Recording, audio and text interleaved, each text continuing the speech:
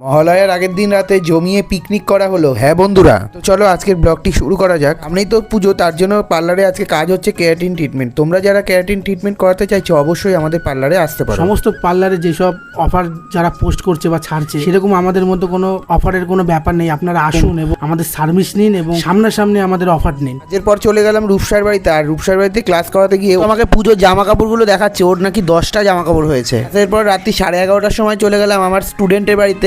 প্রায় অনেক রাত হয়ে গেছে, তাও আমি চলে এসেছি। কথা যেহেতু দিয়েছিলাম, মায়ের পুজো বলে কথা, না গেলে হয়। গিয়ে তো মায়ের দর্শন করে নিলাম। আর দেখো সব গোছানো কমপ্লিট, আর কিছুক্ষণের পরেই মায়ের পুজোতে বসবে। আর গিয়ে আমার সব বন্ধু বান্ধবদের সাথে দেখা হয়ে গেল। পুজো ছিল সোমনাথের বাড়িতে, ওর মেয়েকেই আমি আঁকা শেখাই। এখান থেকে ওদের টাটা করে চলে এলাম পিকনিকে। আর আজকে যেহেতু মহালয়ার রাত্রি, তো চলো পিকনিক তো হবেই। পিকনিকে যদি নাচানাচি না হয় তাহলে তো ব্যাপারটা একদম জমেই না। এই ধরে আমি এখন পিকনিকে নাচানাচি করি। পরেই আসছে পিকনিকের ফুল ব্লগ, দেখা হচ্ছে পরের ব্লগে। হয়।